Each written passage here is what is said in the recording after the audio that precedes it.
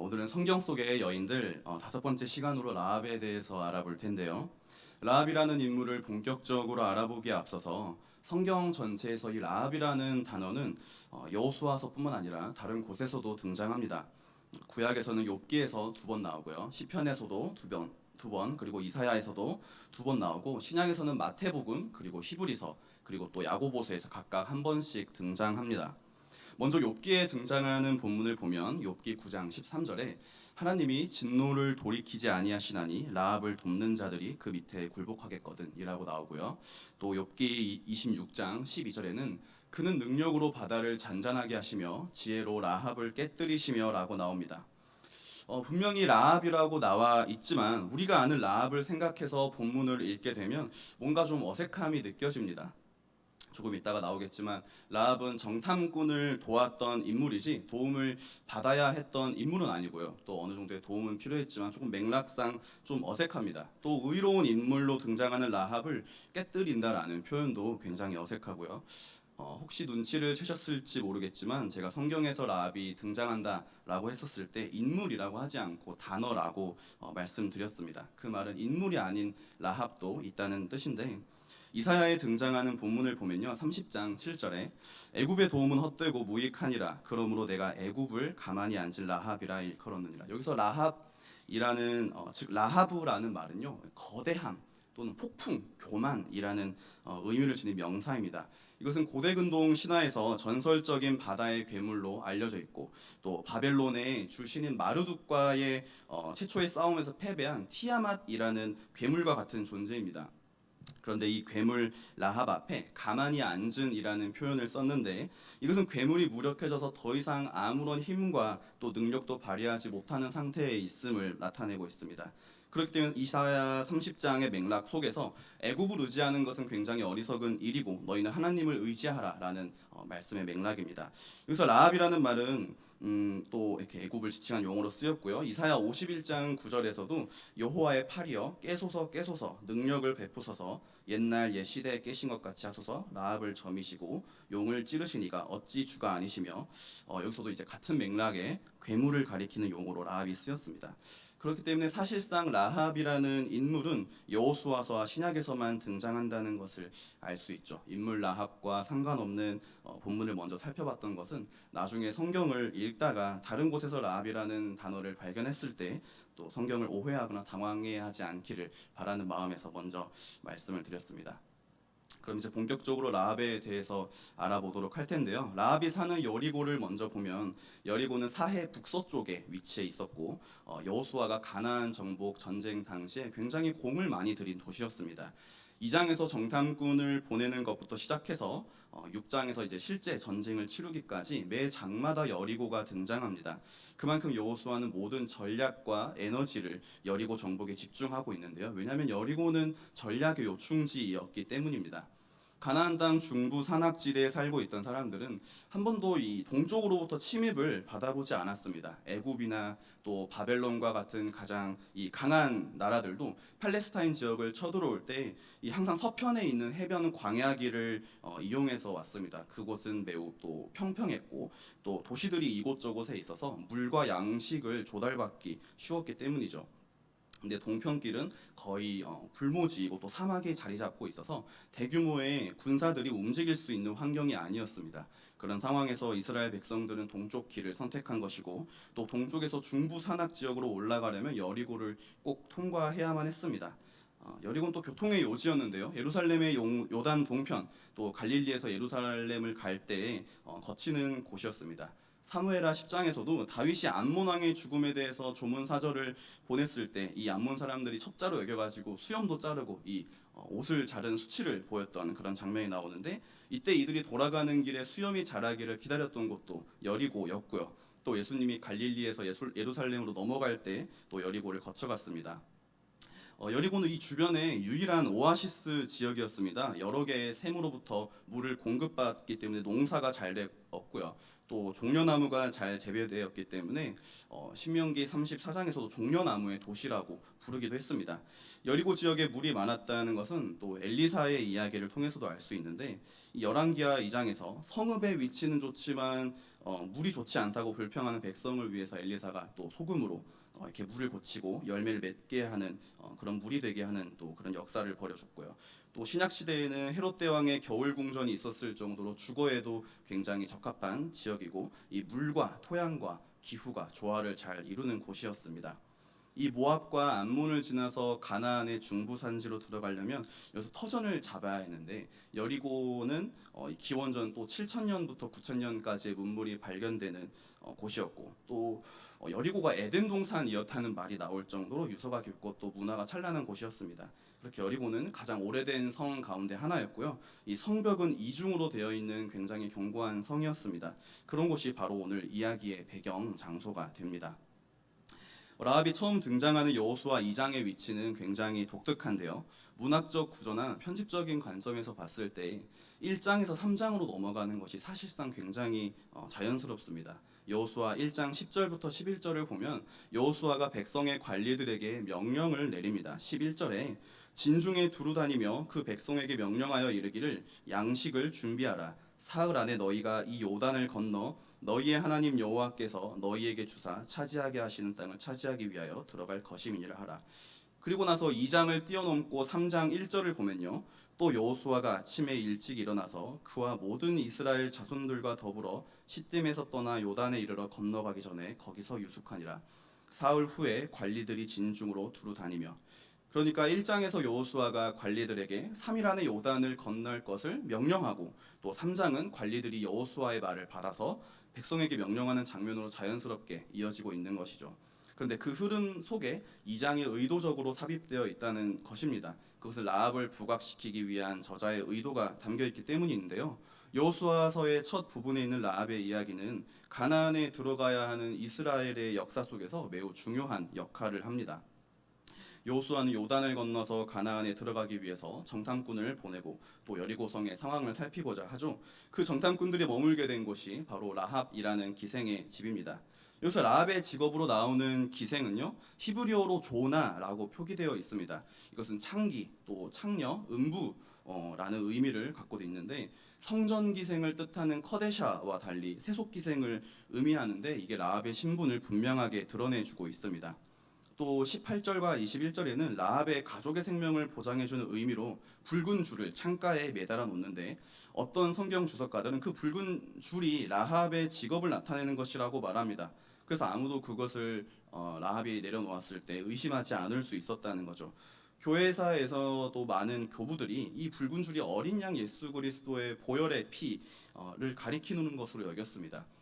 이스라엘 백성이 출애굽하기 전에 6월절에 그 어린 양의 피를 문설주에 발라 놓았기 때문에 이 애굽에서의 죽음의 사자가 또 지나가고 그 붉은 피를 바른 집은 구원을 얻었던 것처럼 라합의 집 창문에 달린 붉은 줄 안에 있는 자들도 구원을 받았다는 것이죠. 또 어떤 사람들은 그녀가 여관 주인이라고도 말하는데요. 그 당시 여관 주인은 여자였습니다. 로마 시대 당시 한 여관 청구서를 보면은 포도주와 빵 한 에이스, 그리고 뜨거운 식사 2에이스, 노새를 위한 건초 2에이스, 여자 1명 8에이스. 이 청구서에 식사대와 여자를 위한 비용은 적혀 있는 반면에 잠자는 비용은 언급되지 않았다는 사실을 확인할 수 있습니다. 그것은 여자의 비용 안에 포함되어 있었을 것으로 보이고요. 여자는 자기 몸을 제공함으로써 그 비용이 이제 청구서에 포함되었던 것이죠. 기생이라는 그녀의 직업은 라합이 사회의 주류에서 밀려난 여인이었고 또 사회적 결정 과정에서 어떠한 주도권도 쥐고 있지 못했음을 암시합니다. 이 위계 질서가 뚜렷했던 사회에서 그녀는 사회적으로 별 볼 일 없는 여자에 불과했던 것이죠. 정탐꾼들이 라합의 집을 택한 것도 이 기생의 집에 많은 사람이 드나드는 것을 이상하게 볼 사람이 없었기 때문이었을 겁니다. 그러나 라합의 이야기는 이 별 볼 일 없는 한 여인이 어떻게 역사를 변화시키는지를 보여줍니다. 그녀의 이야기는 여호수아 2장 1절부터 3절에 매우 긴박한 분위기로 시작됩니다. 우리가 잘 아는 미션 임파서블과 같은 그런 첩보 영화가 처음 시작될 때의 그 분위기, 이 정부로부터의 비밀 임무를 수여받아서 어딘가로 잠입해 금곡 속의 물품을 탈취하기까지의 박진감 넘치는 영화의 첫 장면을 떠올리면서 우리가 읽으면 좋겠는데요. 우리 같이 한번 읽어보도록 하겠습니다. 눈의 아들 여호수아가 시딤에서 두 사람을 정탐꾼으로 보내며 이르되 가서 그 땅과 여리고를 엿보라 하매 그들이 가서 라합이라 하는 기생의 집에 들어가 거기서 유숙하더니 어떤 사람이 여리고 왕에게 말하여 이르되 보소서 이 밤에 이스라엘 자손 중에 몇 사람이 이 땅을 정탐하러 이리로 들어왔나이다. 여리고 왕이 라합에게 사람을 보내어 이르되 내게로 와서 내 집에 들어간 그 사람들을 끌어내라. 그들은 이 온 땅을 정탐하러 왔느니라. 의문의 사내들이 라합의 집을 찾아오게 되고 그들은 여리고를 정탐하러 온 정탐꾼이라는 사실이 발각됩니다. 그리고 왕이 보낸 사람들이 라합의 집에 들이닥치면서 분위기가 더욱더 고조되죠. 이 사회의 가장 밑바닥 계층에 있는 기생, 그리고 모든 힘과 권력을 쥐고 있는 이 왕의 대립관계, 심지어 이미 너무나도 분명하게 정체를 알고 왔기 때문에 빼도 박도 못하는 상황이 된 것입니다. 하지만 모든 영화가 그렇듯이 이야기는 주인공에게 굉장히 유리한 방향으로 흘러가게 됩니다. 4절부터 7절은 제가 읽도록 하겠습니다. 그 여인이 그 두 사람을 이미 숨긴지라 이르되 과연 그 사람들이 내게 왔었으나 그들이 어디에서 왔는지 나는 알지 못하였고 그 사람들이 어두워 성문을 닫을 때쯤 되어 나갔으니 어디로 갔는지 내가 알지 못하나 급히 따라가라 그리하면 그들을 따라 잡으리라 하였으나 그가 이미 그들을 이끌고 지붕에 올라가서 그 지붕에 버려놓은 3대에 숨겼더라. 그 사람들은 요단 나루터까지 그들을 쫓아갔고 그들을 뒤쫓는 자들이 나가자 곧 성문을 닫았더라. 라합은 정탐꾼들을 지붕 밑 3대에 숨겨 주었는데요. 그때는 추수기였습니다. 또 성벽을 쌓은 도시는 굉장히 작았기 때문에 이 좁은 거리에 사는 주민들은요, 이 조그마한 공간만 있어도 창고로 사용했습니다. 그래서 사람들은 지붕 위에다가 삼대를 말리곤 했는데 이 다른 사람들의 집이었다면 멀리서도 쉽게 이 지붕 위를 바라볼 수 있었는데 라합의 집은 15절에 보면은 이 성벽 위에 있다고 나옵니다. 그래서 다른 집들보다 높았기 때문에 아무도 지붕 위를 볼 수 없었죠. 그러나 그들은 거기서 계속 안전할 수 없었습니다. 이미 너무나도 분명하게 정체를 알고 왔기 때문이죠. 그들이 빠져나갈 방법이 없어 보일 때 라합은 거짓말을 합니다. 여기서 우리는 라합의 지혜를 발견할 수 있는데요. 라합은 먼저 과연 그 사람들이 내게 왔다라고 사실을 말하면서 자신의 진실을 어느 정도 드러내고 또 어느 정도 자신을 믿게끔 만듭니다. 그녀가 당황해서 만약 정탐꾼이 왔다는 사실 자체를 부인하면 그들은 라합의 말을 믿지 않고 집안을 샅샅이 뒤졌을 것이 분명했기 때문입니다. 근데 라합은 진실을 드러내지만 정탐꾼을 숨겼다는 사실은 감춥니다. 나는 그들이 어디서 왔는지 모르고 그들이 어두울 때쯤 나갔는데 어디로 갔는지도 못한다 라면서 시치미를 뚝 떼죠. 그러면서 그녀가 그들을 물리치는 한 방이 바로 급히 따라가라 그리하면 그들을 따라잡으리라 라며 힘있게 명령합니다.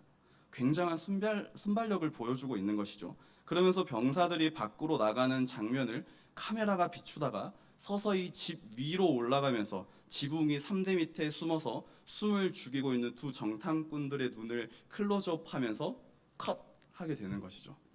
우리 그림을 한번 같이 볼까요? 네, 저기 라합이 보이죠? 왼편에 3대 이렇게 쌓여 있고 지붕에 이렇게 또 내려주고 있고 오른쪽 밑에 좀 작지만 이렇게 병사들이 말을 타고 이렇게 쫓아가는 모습이 나옵니다. 이 라합의 행위는 그냥 다른 사람도 아니고 또 자기 나라를 정찰하러 온 사람들을 숨겨준 곳이고요. 또 그들을 위해서 거짓말까지 합니다. 그래서 사실 그녀의 행위는 명백하게 왕에 대한 반란 또는 반역입니다. 이 고대의 공동체 사회에서 왕을 버린다는 것은 우리가 상상하는 것 그 이상의 행위입니다. 왕은 공동체의 대표고 또 공동체 자체를 상징하는 존재입니다. 왕에 대한 태도는 왕 개인에 대한 선호도를 넘어서서 공동체와 맺는 관계를 드러내죠. 그러므로 왕을 버린다는 것은 자신이 속한 공동체를 버리는 것과 같습니다. 그런 맥락에서 라합의 선택은 대단히 위험한 것이었습니다. 정탐꾼의 목적이 달성되지 못했을 때도 문제고 성공하더라도 그녀의 종족과 공동체로부터 배신자라는 낙인이 찍히기 때문입니다. 여기는 우리서 한 가지 궁금증을 갖게 됩니다. 그렇다면 대체 왜 라합은 거짓말을 했는가? 우리는 그리스도인의 눈으로서 또 이스라엘의 편에 서서 글을 읽고 있기 때문에 이스라엘의 정탐꾼을 도운 라합이 의인이지만 어떠한 맥락도 없이 등장한 라합은 왜 자신의 목숨을 내걸면서까지 위험을 감수했을까? 그 이유를 9절부터 11절에서 찾을 수 있는데요. 우리 한번 같이 읽도록 하겠습니다.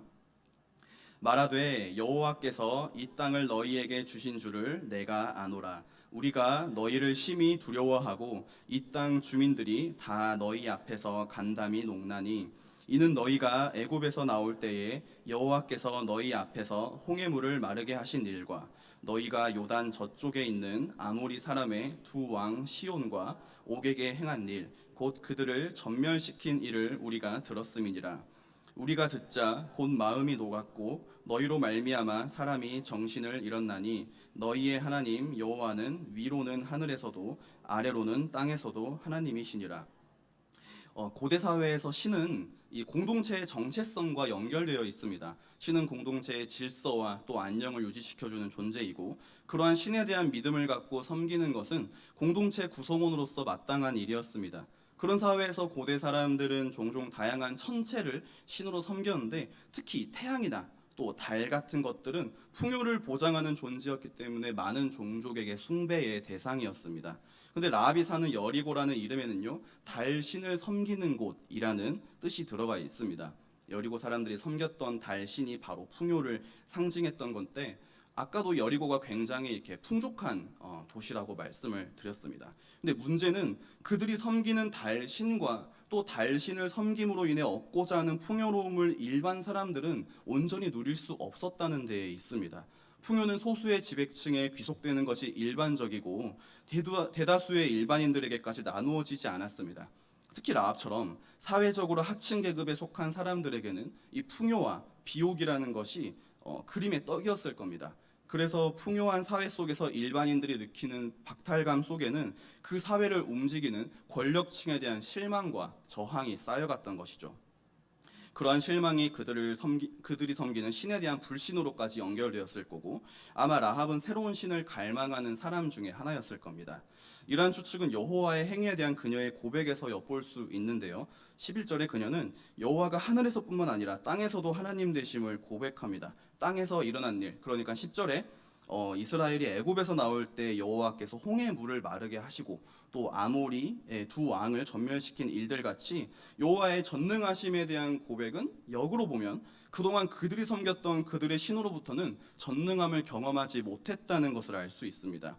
특히 기생으로서 그녀가 처한 상황을 바라본다면 그녀가 땅에서 받았을 대우를 짐작할 수 있고 그곳에서 신적인 능력을 경험하지 못했기 때문에 그녀가 경험하지 못한 풍요는 그녀가 섬기던 신의 전능함을 떨어뜨리기에 충분했을 겁니다. 그리고 라합은 땅에서 일어난 여호와의 사건들 가운데 두 가지를 언급하고 있습니다. 하나는 여호와가 애굽에서 이스라엘을 불러낸 일이고 다른 하나는 여호와가 아모리 사람의 왕 시온과 옥에게 행한 일인데요. 여기서 사용된 표현을 보면 그녀는 아모리에 행한 여호와의 행위를 이야기하면서 초점을 아모리의 왕에게로 돌립니다.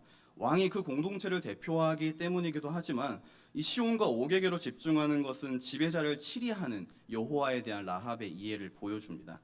이것은 애굽에서 이스라엘을 불러낸 여호와에 대한 이해와 관련이 있는데요. 바로 애굽에서 나온 이스라엘도 여리고에 사는 자신들처럼 고통받고 풍요를 누리지 못하던 사람들이기 때문입니다. 그래서 라합이 고백한 여호와의 두 가지 사건은 여호와의 구원에 대한 라합의 이해를 보여줍니다. 여호와는 고통당하는 모든 사람을 구원하시고 다른 이들에게 고통을 가하는 모든 사람을 멸하시는 분이시다. 그리고 이스라엘을 출애굽시킨 하나님은 특정 종족만의 신이 아니라 여호와의 편에 선 모든 사람의 하나님이시다라는 겁니다. 그렇기 때문에 라합은 이러한 이해를 바탕으로 자신의 왕을 버리고 여호와를 선택할 수 있었던 것이죠. 라합은 히브리서 11장 30절에 이렇게 기록되고 있습니다. 믿음으로 기생 라합은 정탐꾼을 평안히 영접하였으므로 순종하지 아니한 자와 함께 멸망하지 아니하였도다. 이 히브리서 11장은 믿음장이라고도 불리고요. 믿음의 선진들이 나열된 장입니다. 아벨부터 에녹, 노아, 아브라함, 이삭, 야곱, 요셉, 모세 이렇게 믿음의 본을 보인 사람들의 대열에 유일하게 두 여인이 자리 잡고 있는데 그게 바로 사라와 라합입니다. 오늘 읽은 여호수아 본문 9절에서 그녀가 고백하는 첫 대사가 여호와께서 이 땅을 너희에게 주신 줄을 내가 아노라. 이 여리고와 이스라엘의 군대가 전투를 벌이면서 어느 쪽이 우세한지 어느 편에 서야 될지 아직 판가름조차 할 수 없는 그러한 상황에서 이러한 고백을 한 것을 보면 그녀가 왜 믿음의 선진들 대열에 들어가 있는지를 깨닫게 됩니다. 또 라합은 야고보서 2장 25절에 또 이와 같이 기생 라합이 사자들을 접대하여 다른 길로 나가게 할 때에 행함으로 의롭다 하심을 받은 것이 아니냐라고 기록되고 있습니다. 이 행함이 없는 믿음은 죽은 것이라고 행함에 대한 강조가 강한 야고보서에서도 그녀의 이름이 올라와 있습니다. 그것도 믿음의 조상이라고 불리는 아브라함과 같은 반열에서 말이죠. 라합의 헌신도 아브라함이 이삭을 바친 것과 같은 선상에 있다는 겁니다. 그럼 그 후로 라합은 어떤 인생을 살았을까요? 라합은 마태복음에서 족보 가운데 등장합니다. 1장 5절에 살몬은 라합에게서 보아스를 낳고 보아스는 루색에서 오벳을 낳고 오벳은 이새를 낳고 이 족보는 아브라함에서부터 예수님에게까지 이르는 족보입니다. 여기서 보아스는 룻기에 등장하는 인물인데요. 보아스는 룻기 2장 1절에 유력한 자라고 소개가 됩니다. 이것은 그의 집안이 당대에 꽤 높은 지위에 있었음을 보여주는데 이 보아스의 아버지로 나오는 살몬은 이스라엘 백성이 출애굽할 당시에 이스라엘의 지도자 가운데 한 사람인 나손의 아들입니다. 그렇게 살몬도 이스라엘 백성들 가운데서 상당한 영향력을 가진 인물이었을 것으로 추정되고요. 또 살몬은 여리고성에 왔던 2명의 정탐꾼 가운데 한 사람이었을 것이라고 말하는 학자도 있습니다. 왜냐하면 가데스 바네아에서 이 정탐꾼의 역할을 했던 갈렙도 여호수아와 더불어서 믿음이 출중한 용맹한 장수였던 것처럼 살몬도 전통적인 군인 집안의 출신으로 여리고성을 점령하는 데 큰 역할을 했을 것이고 또 보아스를 유력한 자라고 부르는 것이 이러한 사실을 짐작할 수 있게 해줍니다. 또 룻기에서 보아스는 룻이 살아갈 수 있도록 도움을 준 지혜롭고 선한 인물로 등장하는데 이 룻기가 살몬과 라합에 대해서 아무런 말도 하지 않기 때문에 보아스와 룻이 이 결혼할 무렵에는 살몬과 라합이 이미 세상을 떠났을 것으로 보이지만 이 보아스를 보면 보아스의 부모님인 살몬과 라합이 얼마나 훌륭한 부모였는지를 짐작하게 해줍니다. 보아스가 룻을 무시하지 않았던 것도 자신의 어머니인 라합의 출신이 낮았다는 것을 알았기 때문일 겁니다. 유력한 집안이었던 살몬이 과거 천한 직업을 갖고 있던 라합을 그의 아내로 또 맞이하고 또 보아스와 같은 훌륭한 자녀를 키운 것은 그녀가 여리고성 사건 이후에도 굉장히 지혜로운 삶을 살았음을 보여줍니다. 그렇기 때문에 그의 집안에서 이후에 다윗이 나올 수도 있었고 더 나아가서는 예수 그리스도를 예비하는 귀한 통로로 사용되는 인생이 되었습니다. 만약 여기서 설교를 마무리한다면 좋겠지만 우리는 마음속에 지울 수 없는 2가지 윤리적인 질문을 품게 됩니다. 첫 번째는 국가에 대한 배신을 과연 용서할 수 있는가 하는 것이고 그녀의 거짓말에는 잘못이 없는가 하는 것입니다. 이 라합의 2가지 행위에 대해 종교개혁자 칼빈과 매튜 헨리는 윤리적인 측면에서 이렇게 얘기합니다. 칼빈은 먼저 이 첫 번째 질문, 국가에 대한 배신을 용서할 수 있는가 하는 것에 대해 라합이 일반 원칙에서 벗어난 잘못을 용서받게 하는 것은 하나님께서 그녀의 마음에 넣어주신 지식뿐이라고 말합니다. 그러니까 그녀가 정탐꾼들에게 베푼 행위가 하나님의 마음에 들었고 그래서 하나님은 이방 여성을 자신의 백성으로 이양해서 구별하였다는 것이죠. 믿음으로 새 백성이 되기 위해서 그녀는 자신의 동족을 버릴 수밖에 없었고 하나님의 심판을 인정한 것이기에 자기 민족을 포기하는 것에는 아무 죄가 없다고 말합니다. 또 칼빈은 2번째 질문, 그녀의 거짓말에는 잘못이 없는가에 대해 비록 좋은 뜻에서 나온 거짓말이라고 하더라도 거기에 잘못이 없다고 할 수는 없다라고 말합니다. 직무상의 거짓말을 완전히 정당한 것이라고 보는 일부 사람들도 있지만 진실이 하나님 앞에 얼마나 귀한 것인가 하는 점을 생각해 봐야 한다는 것입니다. 비록 우리의 의도가 형제를 돕고 또 그들의 안전을 도모하고 그들을 구출하기 위한 것이라고 하더라도 거짓말이 합법적일 수 없는 것은 하나님의 속성에 어긋나기 때문이죠. 그렇다고 라합의 행동을 무조건 비난할 수 없는 것은 성도들이 올바른 길을 가고자 할 때 가끔 빙 둘러가는 경우가 있기 때문이라고 말합니다. 이 이삭의 아내인 리브가의 경우를 보면 태 속에서 이 2아이가 싸우니까 하나님께서 동생인 야곱한테 장자의 축복이 있다고 예언을 하십니다. 그리고 그 예언에 순종하기 위해 리브가는 굉장한 열심을 보이는데 그렇다고 그녀가 눈에 안 보이는 남편 이삭을 속이고 에서 대신에 야곱을 복받게 한 것은 분명 어머니로서의 이 직무에서 이탈한 것입니다. 하지만 하나님의 자비에 의해서 그 실수는 용인이 된 것이고 마찬가지로 라합도 거짓말 자체는 잘못을 범한 것이지만 그녀의 행동이 하나님의 뜻에 일치한 것은 악이 악으로 전가되지 않았기 때문이라는 겁니다. 매튜엘리도 이 국가에 대한 배신과 거짓말에 대한 두 질문에 대해서 답하고 있는데요. 먼저 국가에 대한 배신이 죄인가 하는 것에 대해 라합이 하나님께 대한 임무를 다른 어떤 자신의 임무보다 더 우선시했다고 평가합니다. 그녀는 자신이 알고 있는 대로, 그러니까 9절에 여호와께서 이 땅을 너희에게 주신 줄을 내가 아노라 라고 한 것처럼 그대로 행했습니다. 메투엘리는 만일 그녀가 그 사실을 알고도 이 땅을 이스라엘이 소유하지 못하도록 여리고성의 백성과 결합해서 방해했다면 그것이 오히려 죄악이 되었을 것이라고 봅니다. 두 번째로 거짓말한 것은 죄인가 하는 질문에 대해서는 칼빈과 마찬가지로 죄라고 봅니다. 하지만 하나님이 라합의 믿음을 받으셔서 그녀의 잘못을 용서하신 것이라고 보죠. 하나님은 비록 인간의 마음속에 약함이나 어리석음이 섞여 있다고 하더라도 생각하는 방향의 성실함과 정직함을 받아주셔서 우리의 실수를 가혹하게 벌하지 않으시는 분이기 때문입니다. 정리하자면 라합의 반역죄는 인정하지 않지만 거짓 증거죄는 인정하고 있고요. 이 거짓 증거죄도 그녀의 믿음과 하나님의 은혜로 하나님께서 용서하셨다는 것이죠. 라합이 거짓말한 것과 또 그리고 그녀의 행함이 있는 믿음을 이 무게로 저울을 달았을 때 상대가 되지 않을 만큼 믿음의 무게가 더욱 가치가 있고 훌륭한 것이라는 겁니다. 아까 말했던 이 야고보서에서 이 아브라함과 라합을 같은 반열에서 비교했는데 이 믿음의 조상이라고 불리던 아브라함도 거짓말 많이 하고 실수도 또 많이 했던 사람이었습니다. 그런데 하나님께 절대적으로 순종하는 위대한 결단과 또 믿음을 보였기 때문에 믿음의 사람으로 인정되었던 것처럼 라합도 마찬가지라는 거죠. 끝으로 라합 이야기라는 제목으로 하영숙 시인이 쓴 시가 있는데요. 이 시를 읽고 특강을 마치도록 하겠습니다.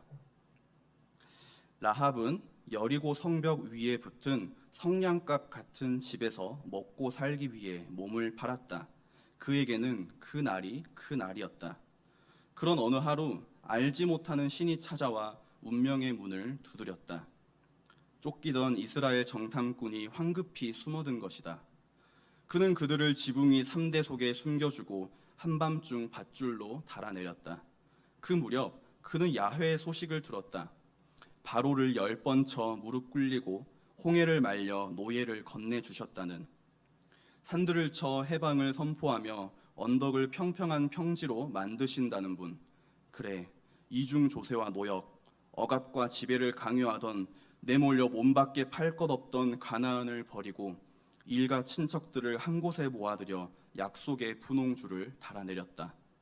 생계를 위해 치욕을 음료처럼 마시고 살던 어느 날 가만히 황급하게 찾아온 정탐꾼으로 그의 삶은 터닝되었다.